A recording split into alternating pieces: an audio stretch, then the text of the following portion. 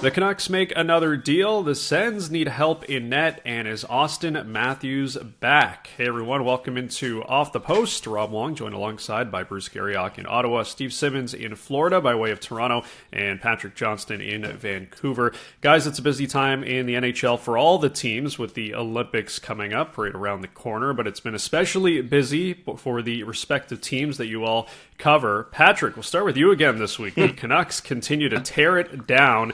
Kiefer Sherwood, the latest player to be dealt for prospect Cole Clayton and a pair of second-round picks from San Jose. Seems like a tidy piece of business for the Canucks front office. Yeah, in the end, didn't get the first rounder I think they kind of dreamed they would get, but adding 2 seconds, a second this year, a second next year, replacing the second-round pick that they traded away to pass away Ilya Mikheyev last season. Listen, they've got 4 picks in the top 50 as it stands. I mean, of course, the standings could change, but as it stands, 4 picks in the top 50 this year. I think they want to get another one, whether that's a late first or a second. They're not done. They're looking to trade. I would not be surprised if the defenseman goes from here. Certainly, they have dreams of moving on from the likes of David Kampf and Teddy Bluger and Evander Kane, but I don't think any of those guys are bringing anything significant in. Lots of noise around Connor Garland.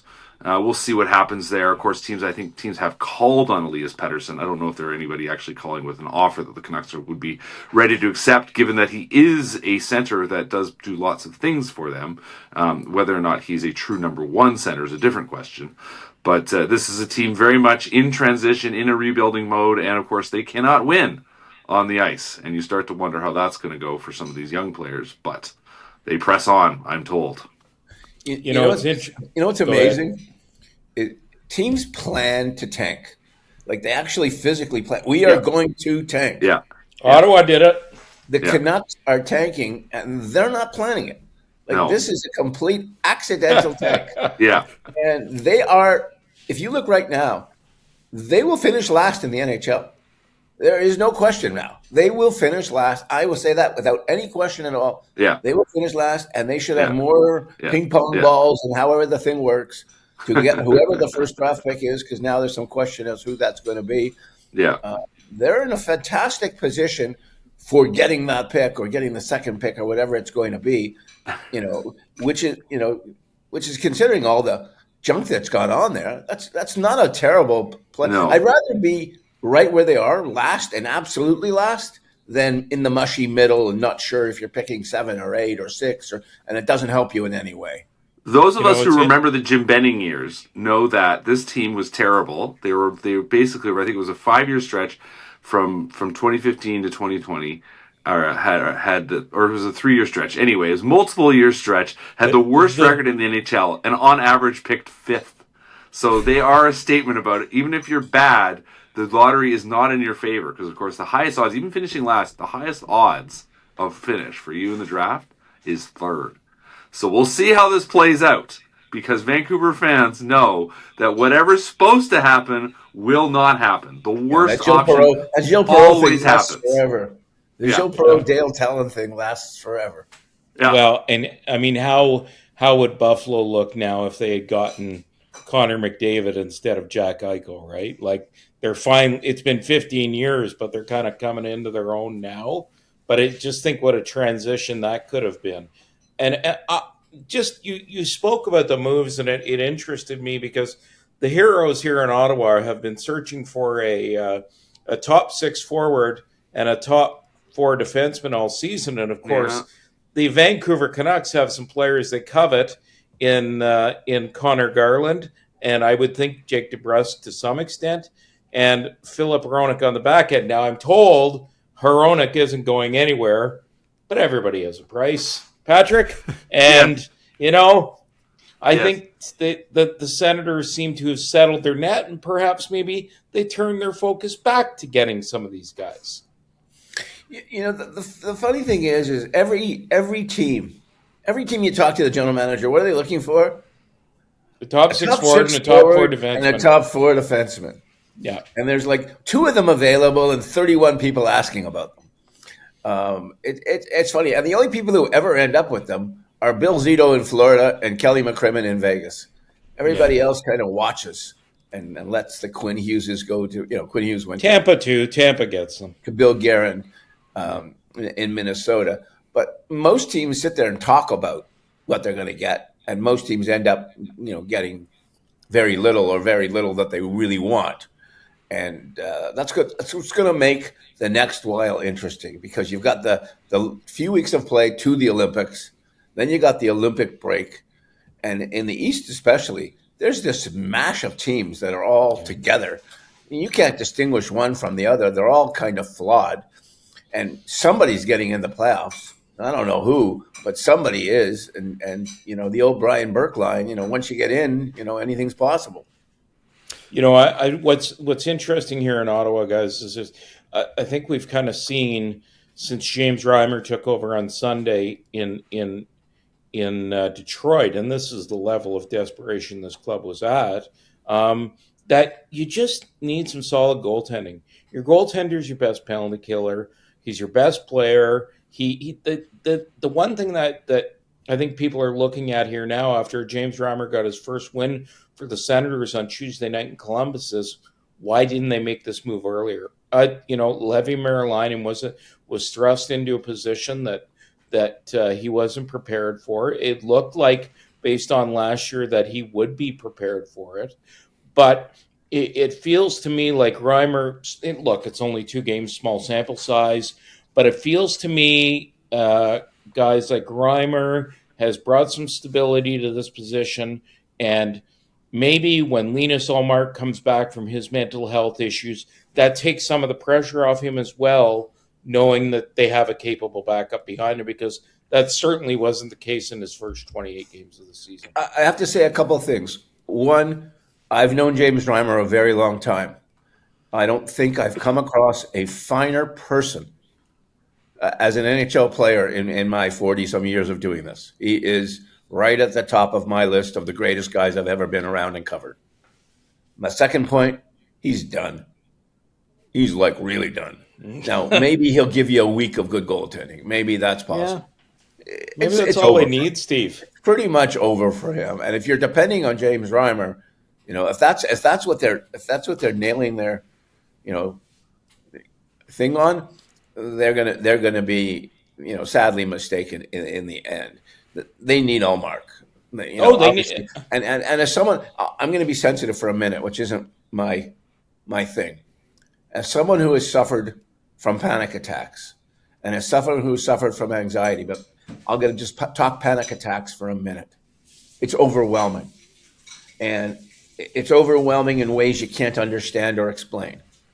And so, my heart and my wishes for Linus Ullmark to get better are tremendous, because, I've been there and I understand it, and it's not a pleasant place.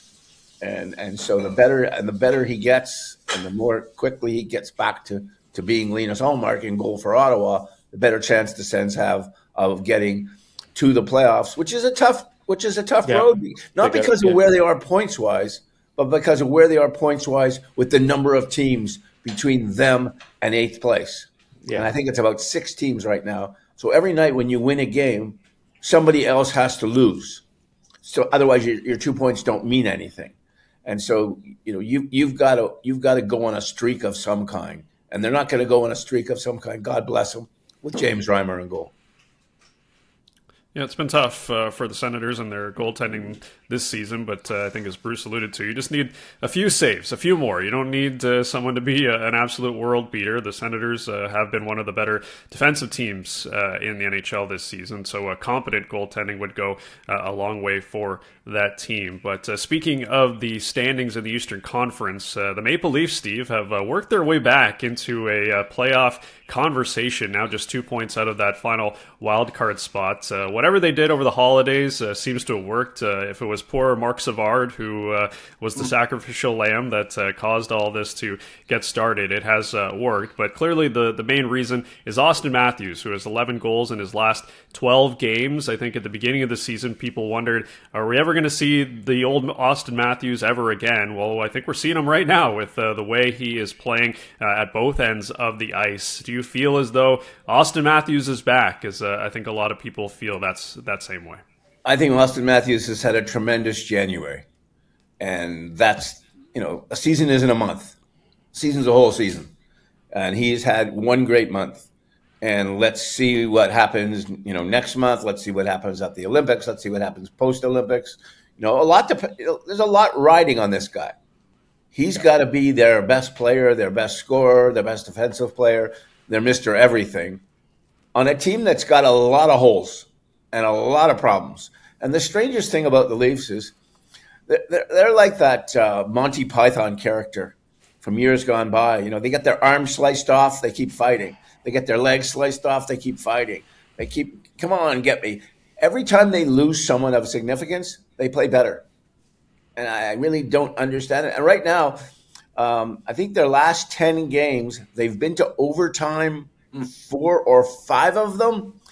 And the last 3 of the 4 games, they've allowed 6 goals against. They need their goaltending to be better. Joseph Wong went through a nice period where he played very well. He's not playing very well now. Anthony Stolarz is coming back, maybe back by the weekend. I don't know. They need him to be back playing the way he's capable of. Dennis Hildeby is a fill-in guy. You can't give up 5 goals against and succeed. And especially, you look at the Leafs defense on paper, it's one of the worst defenses in the NHL. It's not very good. But they've somehow managed to creep back into this race where they're 2 points out. With all these things going wrong, the power play used to stink and the goaltending wasn't good. Now it's been good. Now it's not good. Matthews was nowhere. Nylander was hurt. When Nylander was hurt for 10 games, this is the strangest season ever. Nylander's hurt for 10 games. He's their best player to watch by a mile. They only lost 3 of them. I don't understand. You could write a book about this season being completely, you do it like a physiological study or a psychological study on how this is possible to happen when 10 things have gone wrong and you seem to be getting better. Well, and the remarkable thing is that you mentioned the defense corps, and I was glad you brought that up. So there's some good people I know on that defense corps, but perhaps is it the most stunning thing that you have this revival of Oliver Ekman-Larsson? In so many ways, that tells the story. The guy nobody expected to pull it all back together, and yet here he is, and yet it's still, you're not convinced, are you? Well, I'm convinced of him. This is my second year watching him. He's a solid guy. He is. As a guy, he's a solid professional who understands the game. He lost his confidence. He lost that upper echelon, I'm a big offensive guy thing. Right. Went to Florida, learned how to be a 5-6 defenseman, learned how to play on the occasional power play time. He came here this year. This season, he was supposed to be 5 or 6 on their defense. If everybody's healthy, that's where he's playing. He's been their best defenseman.